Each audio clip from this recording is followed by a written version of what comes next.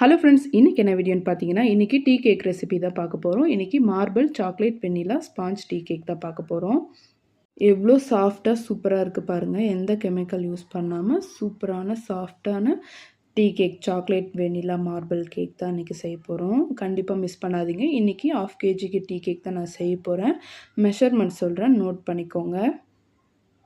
என்னோடய customer taste ரொம்ப பிடிச்சிருக்குன்னு சொல்லி ரிவ்யூ அனுப்பிச்சிருந்தாங்க. இது என்னோடய கஸ்டமருக்கு கொடுத்த அதே ரெசிபியை தான் இப்போ நான் உங்களுக்கு ஷேர் பண்ணுறேன். ரெசிபியை ஃபர்ஸ்ட் கமெண்டில் பின் பண்ணுறேன், நோட் பண்ணிக்கோங்க. நான் சொல்கிற மாதிரி 1 by 1 மெஷர்மெண்ட்டோட கரெக்டாக நீங்கள் சேர்த்து பேட்டரை மிக்ஸ் பண்ணிங்கன்னா கரெக்டாக உங்களுக்கும் சாஃப்டான டீ கேக் ரெடி ஆகிடும். இப்போது 4 எக் எடுத்துக்கோங்க. அந்த எக்கை வந்து தனித்தனியாக எக் யோக் தனியாகவும் ஒயிட் தனியாகவும் இந்த மாதிரி தனித்தனியாக பிரித்து எடுத்துக்கோங்க. இப்போது 4 எக் எடுத்துக்கலாம். அது ஒயிட் தனியாக, எக் யோக் தனியாக வந்து பிரிச்சுக்கலாம். இந்த மாதிரி செப்பரேட் பண்ணிவிடுங்க. கருவை தனியாக செப்பரேட் பண்ணிவிட்டு அதில் பிஞ்ச் ஆஃப் சால்ட் போட்டுட்டு நல்லா மிக்ஸ் பண்ணிக்கோங்க. ஏன்னா இதில் வந்து ஒரு லேயர் ஃபார்ம் ஆகும். அது வந்து எக் ஸ்மெல்லை ரொம்ப எடுத்து கொடுக்கும். அதனால அது வேண்டாம், அந்த ஸ்மெல் வேண்டான்றதுக்காக தான் இப்போ நம்ம ஒரு பிஞ்ச் சால்ட் சேர்த்து போகிறோம்.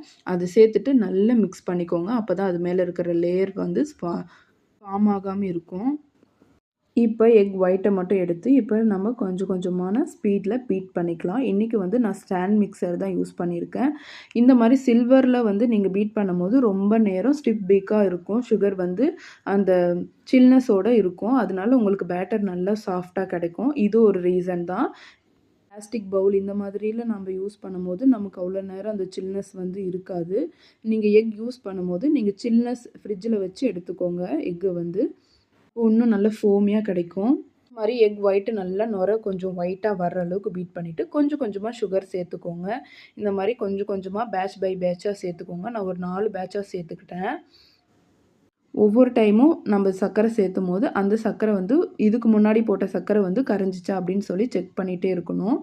செக் பண்ணிவிட்டு சைடில் இருக்கிறதெல்லாம் இந்த மாதிரி எடுத்து விட்டுட்டே இருந்தால் தான் கரெக்டாக இருக்கும். இல்லைன்னா அங்கங்கே சர்க்கரை இருக்கிற மாதிரி ஃபீல் ஆகும்.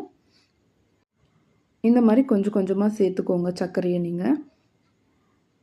இப்போ சுகரெல்லாம் நல்லா கரைஞ்சதுக்கப்புறமா இப்போ எக் யோக்கை தனியாக பிரித்து வச்சுருந்தோம் இல்லையா, அது வந்து இப்போ 1 by 1 ஒரு பேட்சாக நான் சேர்த்துக்க போகிறேன். அதாவது ஒன்றா சேர்த்தாமல் இப்போ கொஞ்சம் கொஞ்சமாக சேர்த்துட்டு அது நல்லா அந்த எக் ஒயிட்டோட நல்லா ஃபுல்லாக மிக்ஸ் ஆகணும். அதுக்கப்புறம் மறுபடியும் இன்னொரு பேட்ச் சேர்த்துட்டு நல்லா ஃபுல்லாக மிக்ஸ் ஆகணும். அந்த மாதிரி நான் ஒரு 4 டைம் அந்த மாதிரி எடுத்துக்கிட்டேன். நீங்களும் இதே மாதிரி எடுத்துக்கோங்க, உங்களுக்கும் கரெக்டாக வரும்.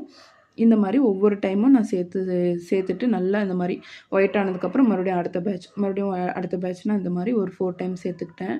டைம் எடுக்கும், ஆனால் ரிசல்ட் சூப்பராக இருக்கும்.